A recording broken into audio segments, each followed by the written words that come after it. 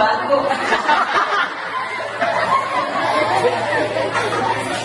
Bapak peringatan deh. Apa? Pulang.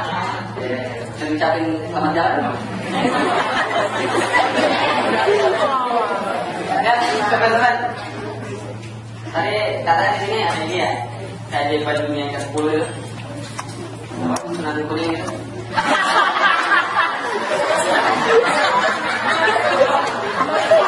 Gua ada jago ini. Banyak panitia ya. Ayo. Tadi blog. Tapi tobat mereka.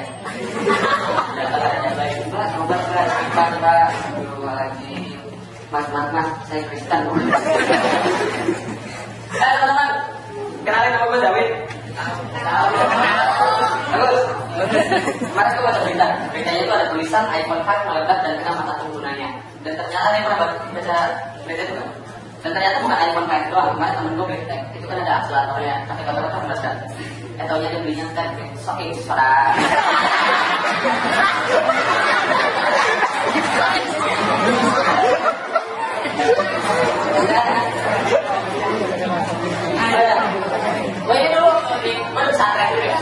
Pesantren modern dan kita ada jurusan IPA dan IPS waktu SMA-nya. Dulu gue pengen banget masuk IPS, ya teman-teman ini hukum IPS kan. Buku kita, kok kata di kampus. IPS aja lo, nggak masuk IPA lo. Enggak, gue pengen banget dulu pengen masuk IPS. Gue pengen banget, cuman orang tua gue maksa gue, ibu gue khususnya maksa gue untuk masuk ke IPA. Karena ibu gue pengen banget gue pintar matematika. Dan sekarang gue rasa masih banyak orang tua yang beranggapan seperti itu, beranggapan bahwa anak yang cerdas adalah anak yang pintar matematika. Sedangkan anak yang pintar di bidang lain itu gak dibilang cerdas. Sekarang gini teman-teman, untuk anak-anak yang tidak terlalu mencintai matematika, buat apa mereka belajar matematika terlalu dalam? Karena lu belajar matematika dari SD sampai SMA, persamaan linear, gue kayak baru gak kepake pas lagi beli somai. Ya kalau itu beli somai, bang beli somai bang, kalau somai 1 tahunnya 2 kan 2000, kalau somainya 2 tahunnya 3 kan 3000, berapa kan ada 1 somai.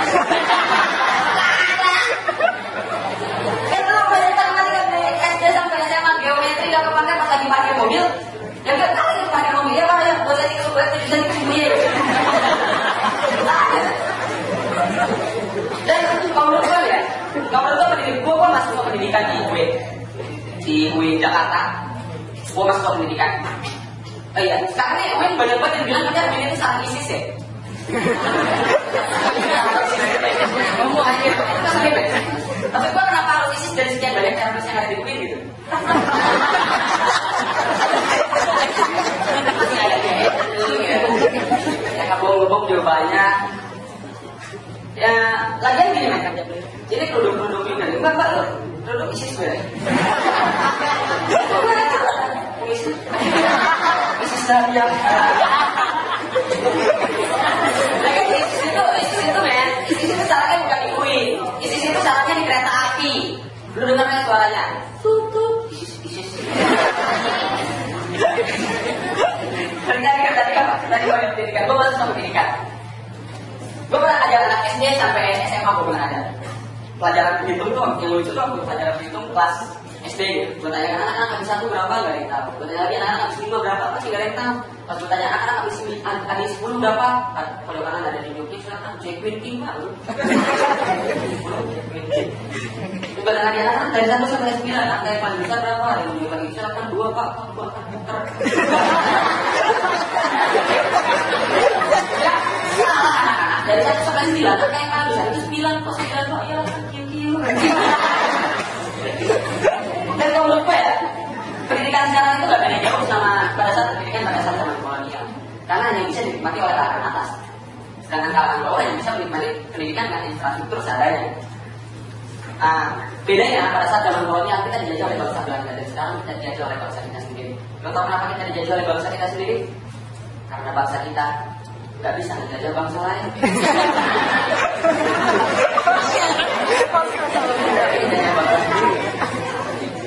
Dan kalau saat ini anak-anak SD di Indonesia itu sudah mulai banyak rokok.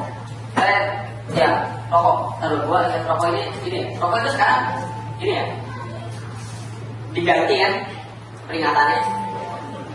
rokok dapat menyebabkan kanker bla bla bla, diganti jadi rokok membunuhmu. Yang benar, rokok itu membunuhmu, tapi tidak membunuhmu. Gua yang rokok, gua yang mati.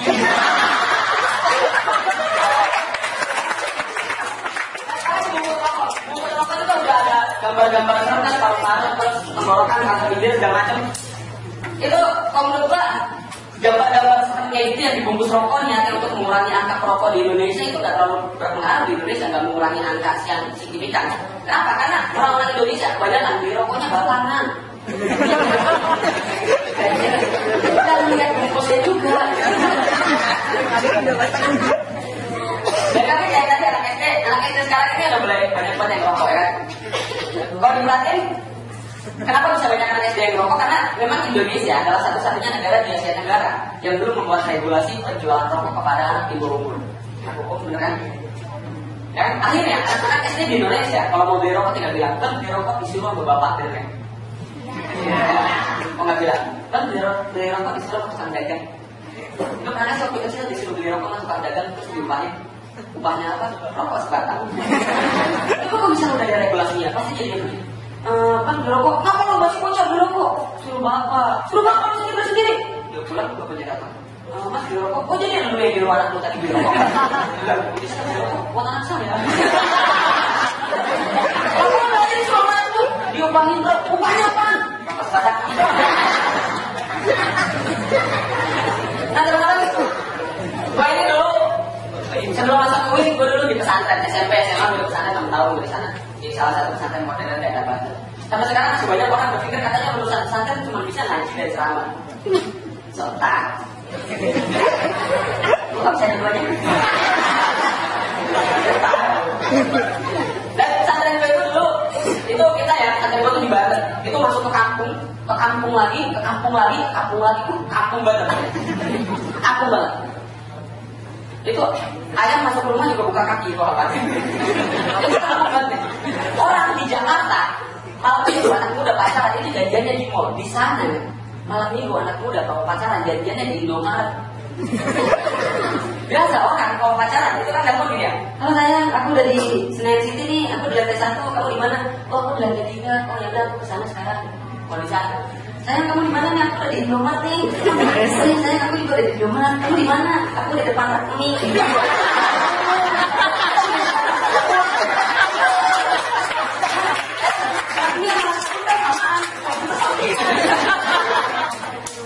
Karena dari Indomaret itu cuma satu dan jauh banget.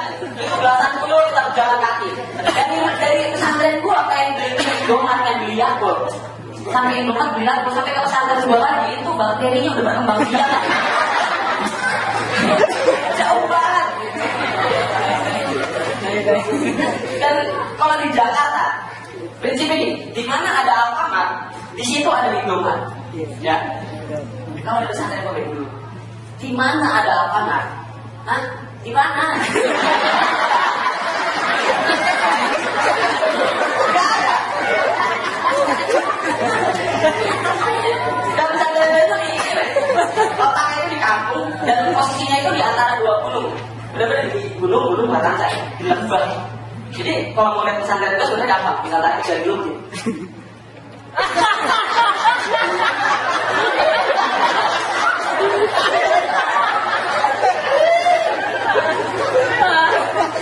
Gue tawa.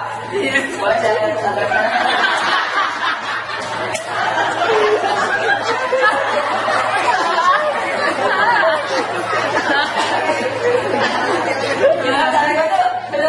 Itu gelap banget apa di berbeda kasih dan serem. Gue belum pernah ya. Kalau di pesantren gue kan gedungnya ada 7 gedung, kita ada sekitar 18 hektar. Ada 7 gedung untuk asrama putranya. Itu kita kalau malam suka gajian, kita ronda malam. Gue pernah ronda malam di gedung yang paling pojok itu dulu. Kita ronda berempat. Yang satu bersihin kamar mandi, kita kayak ngerokok. Yang satu bersihin kamar mandi. Kita kan gak enak rokok, rokoknya rokok dia juga kan juga. Ya, kita dia. Terus dia lagi bersihin kamar mandi. Kelamaan akhirnya gue samperin si dia itu, namanya Silo. Gue langsung gedung pertama lewat belakangnya yang atas kalau Ustaz. Lewat belakang itu gelap banget, terus gue panggil kan, Silo. Di atas ada yang jawab. Itu bahasa lagi, karena yang lagi begadang, gue jalan lagi, silo, itu terus gitu, silo. Akhirnya lewat gedungnya, itu sampai ke kamar mandi, depan kamar mandi. Gue nggak berani masuk karena terlalu gelap. Gue panggil dari luar, silo. Gak nyampe. Akhirnya gue balik lagi. Pas gue balik lagi, di depan gedung, di belakang gedung yang tadi, tiba-tiba ada suara kacanya dari silo. Anjir, saya kebetulan kaki gue. Itu kaki gue kebetulan. Gue nggak berani lari. Karena kalau gue mikir kalau misalnya gue lari, gue takut ikutin sama setan ya. Makanya gue diem, gue dulu setan lari baru gue.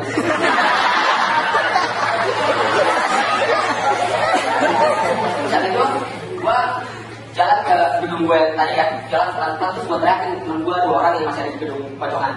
Pak I, ready. Supaya pada dia harus kaget liatin gue kan. Pucat.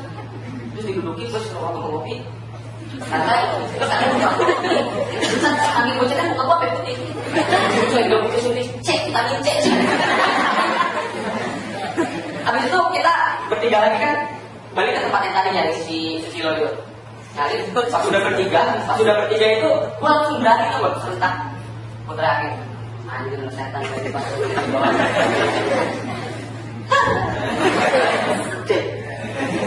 Terus yang bertiga tuh pada ketakutan kan. Soalnya aku mikir gini, prinsipnya gini, kalau misalnya kita berani, setannya bakal takut. Kalau misalnya kita takut, setannya akan berani. Kalau kita berani, setannya masih berani. Kayak dan di saat yang itu ada yang kesurupan. Suka banyak banget yang kesurupan. Biasanya orang kalau kesurupan, itu kan kalau ngajarin dibaca Yasinnya kepanasan kan. Gue pernah dulu ya, ada yang kesurupan dibaca Yasin. Bismillahirrahmanirrahim. Yasin wal Qur'anil Hakim. Innaka laminal mursalin. Setan nyut. Ala siratin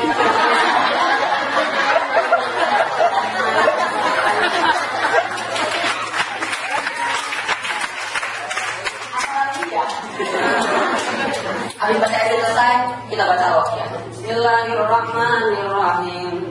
Idza waqa'atil waqi'ah laisa liwaqa'atiha kadhibah khafidhatur rafi'ah. Itu setan diam. Enggak hafal. Saya baca waqiah, Allahul Azim. Setan ngomong, "Halah dirinya." Salah. Tweetnya salah. Kalau belum pakai ketemu lagi baca guna 2 alok. Katanya anak sampai. Makanya kita waktu selama di pesantren kita nggak pernah nonton film horor. Ya kita setiap hari nonton horornya live kan. Orang nonton film horor, pocongnya keluar dia teriak, pocong.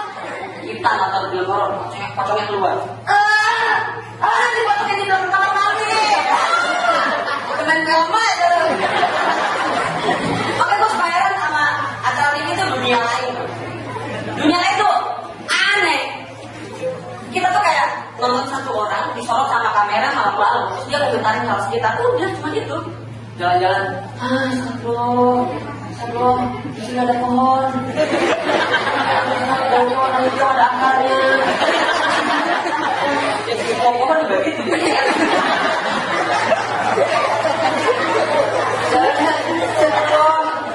Putih-putih, aduh, semuanya kayak salah diri itu cemburan. Aduh, putih-putih ini bener putih-putih malah. Astagfirullah, kuntilanak, sebelum kuntilanaknya berdekat, dia ketika sebelum, Allah Akbar. Kuntilanaknya, syahadu an la ilaha illallah. Jadi ajan. Dunia lain itu coba lihat, dunia lain itu dulu yang jadi apa namanya? Yang jadi paranormal itu kan serem-serem, bapak, tulisan, cepotan, jambang, bulu hidung keluar. Namanya juga serem-serem. Nomor bodoh, kejar dewasa. Macam-macam. Sekarang paranormal dunia lain siapa? Cewek ini gue cakep, malam pakai kau dengan lentok. Jangankan saya tahu juga dengar. Ya terus mediasi kan. Siapa ini? Budi dari Palembang, Mbak. Paspornya Budi dan setelah ya 2 juta rupiah.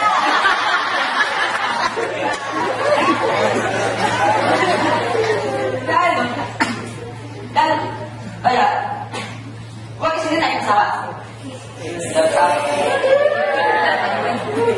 pesawat Selalu.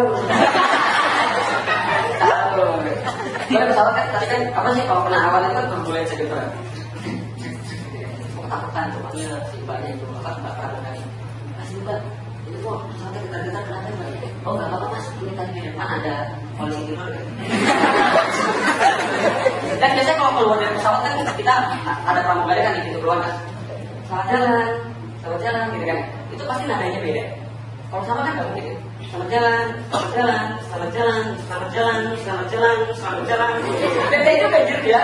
Itu nadanya beda-beda. Selamat jalan, selamat jalan, selamat jalan. Itu tergantung orang yang keluar ini siapa. Kalau misalnya ganteng, dia bilang selamat jalan. Kalau biasanya selamat jalan. Kalau jelek, tuh pintu.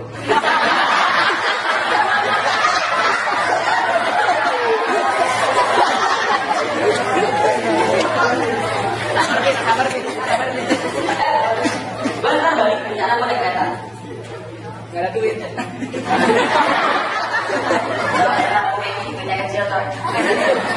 Naik kereta. Dan biasanya nih, kalau naik kereta itu paling enak. Kalau misalnya kita duduk di dekat ibu-ibu, pertanyaannya pasti sama. Dek, mau kemana? Sekarang. Oh sekarang ini kuliah apa kerja? Kuliah bu, kuliah di mana? Di UIN bisa apa? Pendidikan bahasa Inggris bu. Oh pendidikan bahasa Inggris ada tuh teman-teman ibu di sini.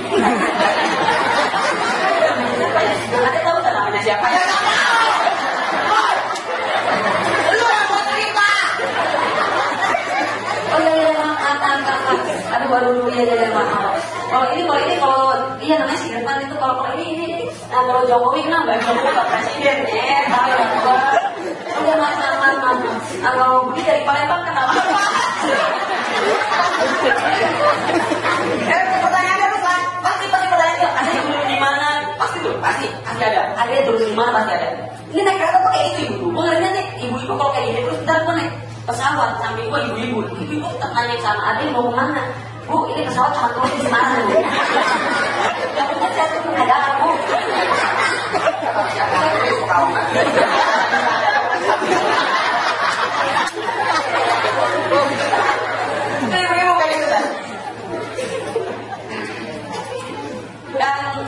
Jadi teman-teman, gue dulu di pesantren. Cerita lagi. Gue dulu di pesantren tuh biasa ngeliat cewek yang berjilbab kali gitu. Makanya gue nanti kalau misalnya mau punya istri, gue main istri gue tuh yang kali, cewek gue yang kali. Tapi setelah gue cari-cari, gak ada cewek yang kali itu kok. Katanya cewek setiap tahun ya pas bulan puasa gak ada yang pernah puasa kalau 1 bulan. Tanya ada lu puasa nggak? Kagak. Kenapa emang gue lagi datang bulan? Apa hubungannya? Puasa itu udah punya pacar, kita tenggelamnya malah.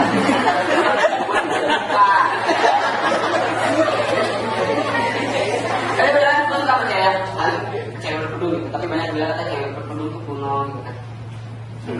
Kan banyak tuh kerudung yang persen gaul-gaul gitu kan, ya yang di warna-warna di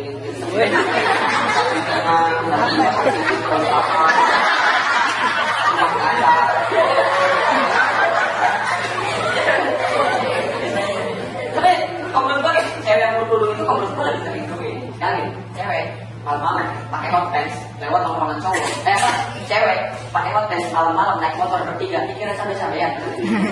Coba kalau pakai mukena aku kira balik takwek.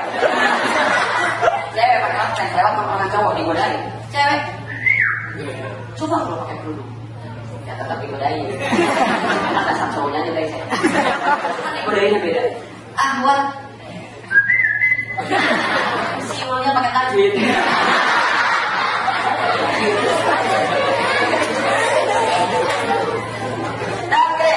Sampai sekarang masih banyak orang yang berpikir katanya pesantren mah kuno, nggak modern, ketinggalan zaman. Jangan salah, bukannya sekarang pesantren modern. Contohnya pesantren gua, yang bahkan sehari-hari kita nggak ngomong bahasa Indonesia.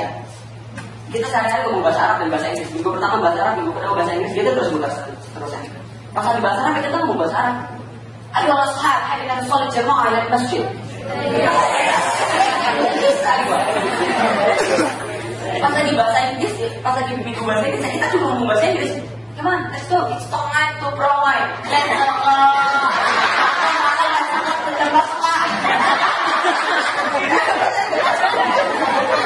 Tapi, banyak yang bilang katanya lulusan pesantren nggak jelas. Dia tadi bilang lulusan pesantren teman gua lulusan pesantren tapi mabok-mabokan. Kemudian ini loh teman, kita nggak bisa dong menyimpulkan sesuatu yang sangat besar hanya dengan mengambil satu sampel. Itu sama kayak gara-gara saya tes tak perlu air dalam, gara-gara saya menolak usaha susu 11, gara-gara satu anak pokoknya di depan kali ubah lagi.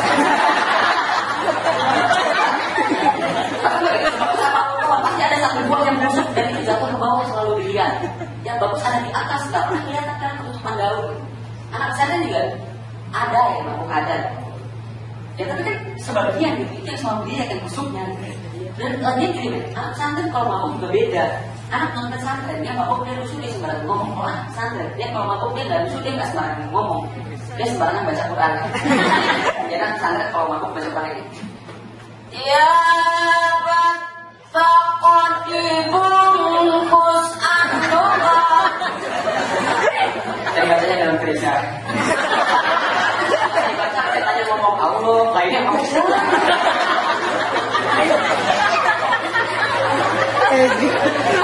Tapi apa dulu? Gue tuh nggak pesantren yang tahu dari sana, tapi teman-teman bisa lihat sendiri gue nggak pakai eko, gue nggak pakai sarung dan gue nggak pakai peci. Karena sebenarnya Islam tidak menilai seseorang dari bagaimana cara seseorang berpakaian, tapi dari bagaimana cara seseorang bersikap. Kan? Saya boleh. Ya, cuma juga itu pakai peci koko sarung, tapi bila pas lagi naik motor nggak pakai helm, malah pakai peci terus lampu merah ditilang sama polisi. Pakai peci terus lampu merah ditilang sama polisi marah-marah. Ini tanah Allah. Ini tanah Allah. Siapa ini tanah Allah? Pakai bapak terus lampu merah. Calon Rasulullah lampu merah. Iya pakai lampu merah, bahkan yang langsung nggak ada motor buatan. Kalau bapak mau terus lampu merah, jangan naik motor, naik onta. Onta nggak ada yang buatan. Sakar buat.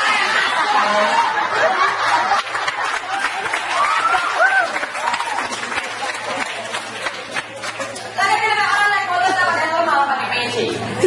Orang naik motor nggak pakai helm malah pakai peci. Emang kalau misalnya kita masuk ke mall, masuk ke parkiran motor gitu, ada tempat penitipan peci.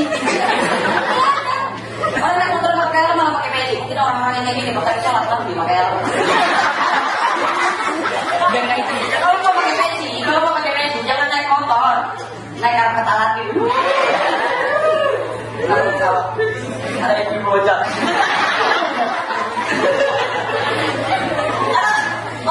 Pakaian itu fungsinya ada dua, visual dan fungsional.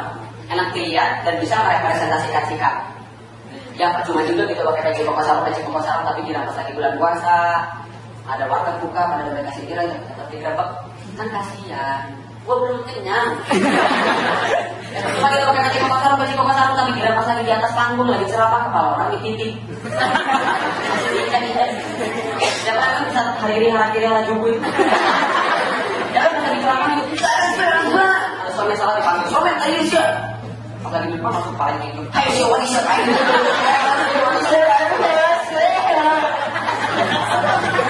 Ya maksud gue gini loh. Lu kalau pengen berantem, pengen undang orang, pengen nginjak kepala orang, bebas atur sebagai itu.